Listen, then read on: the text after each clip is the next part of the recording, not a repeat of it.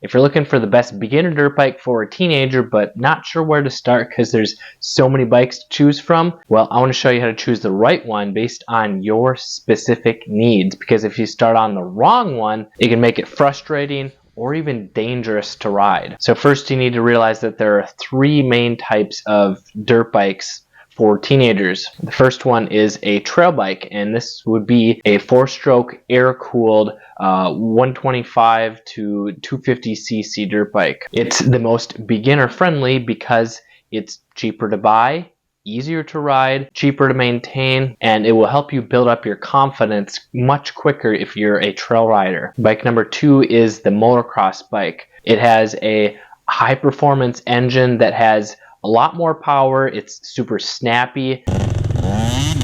It's a lot less forgiving. The suspension is a lot stiffer, which is good for high speed doing jumps on a motocross track, but not for beginners or trail riders. Then you also have the Enduro bikes, or cross-country trail bikes, which are a combination of motocross and trail bike. They're taken from the motocross bike platform, so they have a lot of power, a lot of suspension. The seat height is really tall, but they're a lot harder to control if you're a beginner compared to the trail bike, because the power is really more than you need. You're a lot more likely to whiskey throttle and lose control, and the suspension is stiffer, which will make it uncomfortable to ride because you feel the bumps a lot more when you're riding at speeds under 15 miles an hour. Now, I know that teenagers can have a wide range of height, so first I'm going to start with the 4'8" to 5-inch height range, but it also depends on your inseam length. So if you're in this height range, you're going to want a 125 to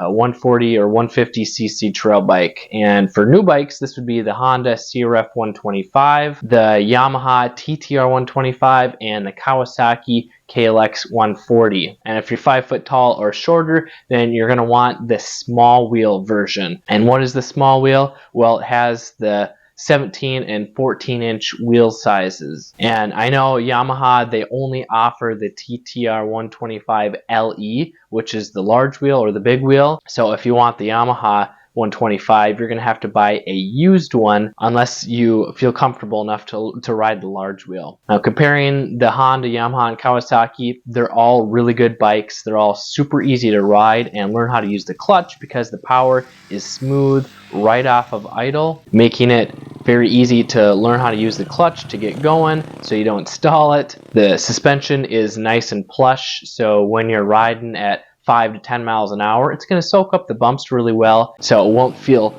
harsh and you won't get exhausted quickly. And with the nice low seat height of the small wheel, you're going to have more confidence just starting out, because you'll be able to touch the ground easily when you come to a stop.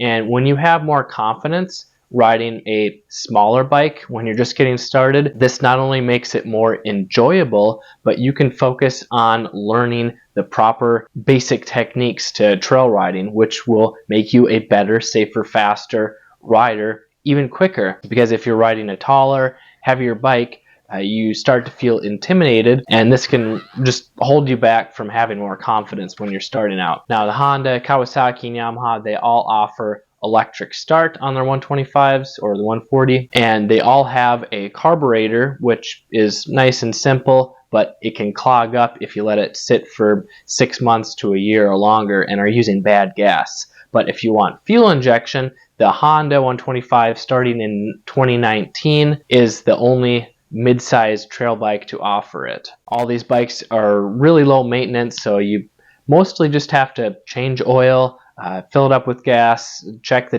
chain tension, and clean the air filter when it's dirty. Then moving up to the 5 foot to 5 foot 4 inch height range, you're still looking at the same bikes, but you want the big wheel model, which is the 19 and 16 inch wheel and tire size. And what this does is it raises up the seat height a little bit taller, so you're not quite as cramped on the seat, but the wheels and tires being bigger, they roll over obstacles better, which means that they're going to handle bumps and rocks and logs a little bit better on the trails.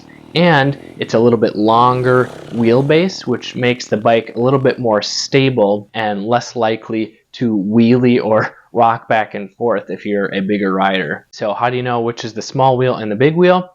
Well, for the Honda CRF 125, if it's the 125F, it's the small wheel. If it's the 125FB, it's the big wheel. And for Yamaha, the TTR 125, if it has an L at the end of the 125, that's the large wheel or the big wheel. And in Kawasaki, they keep changing the names for their 140, but basically the 140R or the 140RL is the large wheel with the 19 16-inch wheels, where the standard small wheel is the 140 or the 140R. And Kawasaki also offers the 140 with full-size wheels. So if you're right on the edge of wanting a full-size bike, but you're not ready for the extra weight, Kawasaki makes the KLX 140 RF, or it used to be the 140G. It's the same bike, but it has the full-size wheels, making it a little bit taller. It handles a little bit better on the trails and is just a really nice transition if you're not ready for the 230 or 250. Now, if you're a teenager in the 5'4" to 6'2" height range, depending on your inseam length, you're probably ready for a full-size trail bike. This would be the Honda CRF 250F, the Yamaha TTR 230, or the Kawasaki KLX 230R. These are all 4-stroke air-cooled trail bikes, and they all have around the same torque and horsepower, with the Honda maybe having a little bit more than the others because of the extra displacement size, but all in all, they're really close. The extra weight is going to be noticeable compared to the 125 trail bikes, but the power is going to be very similar. It's just a little bit more, so it's a good transition if you're not ready to upgrade to a full racing enduro bike. The CRF 250F and the KLX 230R both have electric start and fuel injection, which really makes them as frustration free as possible because you don't have to kickstart it and you don't have to deal with messy jetting or the carb clogging up every few months from dirty gas. But you also spend a few $100 more on this modern technology. So if you want to spend a little bit less, the TTR 230, it has electric start, but it still has a carburetor because it hasn't really changed since 2005 when the bike first came out. So if you're looking for a cheaper used bike because you can't afford a new or like new dirt bike, I recommend checking out the Honda XR100. It's the same size as the CRF 125. It's just an older model that was discontinued. It's also called the CRF 100. It just changed names. You can also look at the Yamaha TTR 125. It first came out in 2000, and you can find them fairly cheap, around $1,000. There's also the Kawasaki KLX 125 and the Suzuki DRZ 125, which are the same bike, just different color plastics. They have basically the same specs as the other 125 4-stroke trail bikes. And then Honda has the CRF 150F, which was made from 2003 until